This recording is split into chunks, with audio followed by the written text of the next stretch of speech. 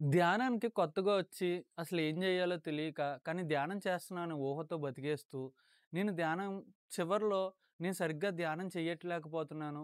అయ్యో! ధ్యానం ఎలా చెయ్యాలి? అని మళ్ళీ అదే సమస్యతో, ఉన్న సమస్యలతో ఈ సమస్యకి ఒకటి తోడయ్యి బాధపడుతున్నోళ్ళందరికీ నా నమస్కారాలు. ఈ వీడియో స్పెషల్‌గా మీకోసమే. ధ్యానం ఫర్ అబ్సల్యూట్ బిగినర్స్. కొత్తగా వచ్చిన వాళ్ళకి ధ్యానం ఎలా చెయ్యాలి? అనే సింపుల్ కాన్సెప్ట్‌గా, సింపుల్‌గా తెలుసుకుందాం. ఇంకెందుకు ఆలస్యం welcome to our channel inner talks.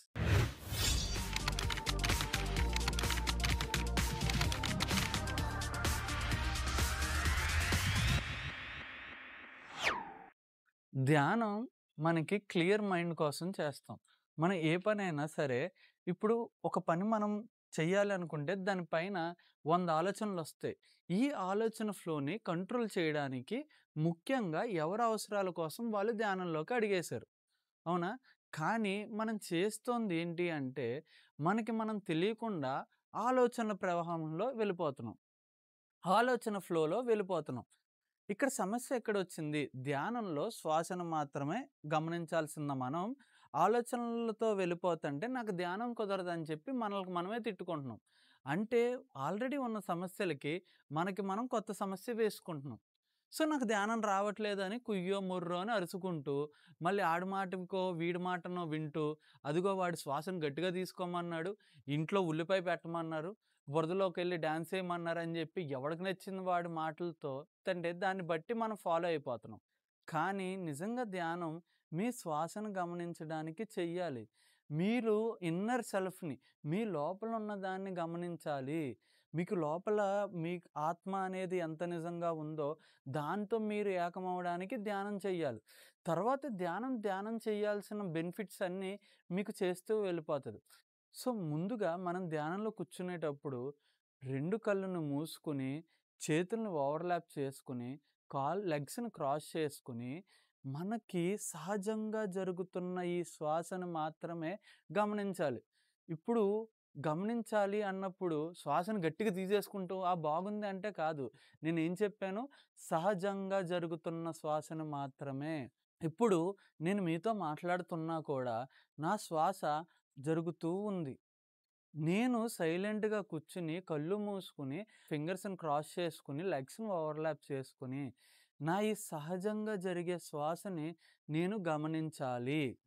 దీంట్లో ఆలోచనలు వచ్చినా, ఏమొచ్చినా, ఎటువంటి శబ్దాలు విన్నా, ఎటువంటి నొప్పులు కలిగినా కూడా మీరు మీ శ్వాసని మాత్రం గమనించాలి. ఒక ఆలోచన వచ్చింది, దాని వెనకాల కొద్ది దూరం ప్రయాణించినా, అయ్యో! నేను ఇప్పుడు ఆలోచన కాదు. ఈ ఆలోచనకి నాకు సంబంధం లేదు. నేను నా ధ్యానం చేస్తున్నాను. నేను నా ఊపిరిని మాత్రమే నా ఊపిరి అంటే సహజంగా జరుగుతున్న నీ శ్వాసని మాత్రమే నువ్వు గమనించాలి. నిశ్వాస, ఉశ్వాసను గమనించాలి. ఇది సరిగ్గా చేసే ధ్యాన పద్ధతి. అంతేగాని ఎవరో 100 మాటలు జెప్తారు. నువ్వు ఇంట్లో కర్పూరం ఎలిగించు మంచి సెంటొచ్చుద్ది. ఒంటికి సెంటు కొట్టుకుంటే అయిపోద్దిగా కర్పూరం ఎందుకు? ఆ! ఇంట్లో దీపం పెట్టు. నీ ధ్యానానికి అవేమీ అవసరం లేదు. నీ ధ్యానం నీతో మాత్రమే అవసరం. నీ శ్వాసతో అవసరం. నువ్వు శ్వాస తీసుకుంటున్నావు అంటే నువ్వు ధ్యానం చేయగలగవు. నువ్వు చేయగలవు. సో, ఇప్పుడు ఈ ధ్యానాన్ని మనం 1 మినిట్ ప్రాక్టీస్ చేద్దాం.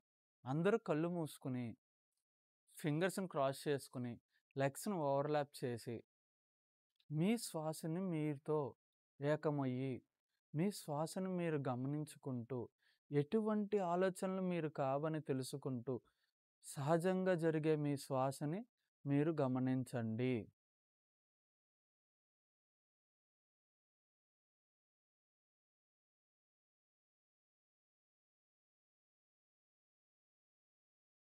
మీ శ్వాసను మాత్రమే గమనించండి. చివరి 10 సెకండ్లు. 8, 7, 6, 5, 4, 3, 2, 1. అందరూ మీ 2 చేతుల్ని మీ కళ్ళు మీద పెట్టుకొని స్లోగా కళ్ళు తెరవండి. ఇక్కడ మీరు శ్వాస మీద ధ్యాస ఎంతసేపైనా పెట్టాలనుకున్నా, మీరు కొత్త వాళ్ళు కాబట్టి మీ ఆలోచనలు మీ మాట ఇనవు. సో, అందుకు ప్రతిసారి ఆలోచనల వెనకాల పరిగెడుతున్నప్పుడు మళ్ళీ వెనక్కి రావాలి. వెనక్కొచ్చి నేను ధ్యానం చేస్తున్నాననేది గుర్తించి, మీ శ్వాస మీద మీరు ఎరుకు తెచ్చుకోవాలి. ఇది ధ్యానం చేసే పద్ధతి. ఇది ధ్యానం. ఇక్కడ మెయిన్ ధ్యానం ఎక్కడ అంటే, ఈ శ్వాసకి, శ్వాసకి మధ్యలో నిశ్శబ్దం ఏదైతే ఉందో, అది మీరు కనుక్కోగలిగితే అది ధ్యానం.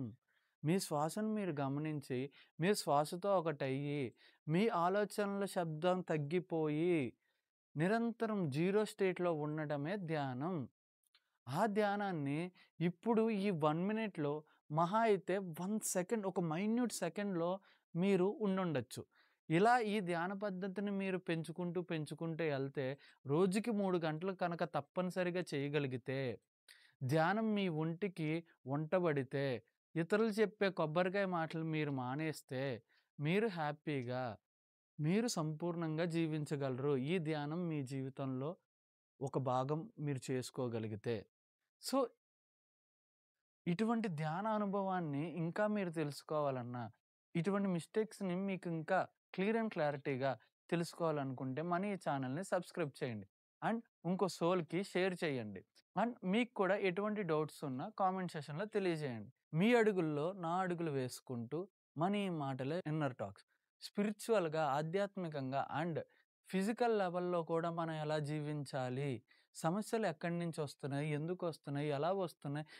మనకి దానికి ఎంత సృష్టికర్తలం అనే విషయాలను గూడా ఫర్దర్ వీడియోలో ఇంకా డీప్‌గా, సైంటిఫికల్‌గా మన జీవితాన్ని ఎలా మార్చుకోవాలనేది తెలుసుకోవడానికి మన ఈ ఛానెల్‌ని తప్పక సబ్స్క్రైబ్ చేయండి. Thank you.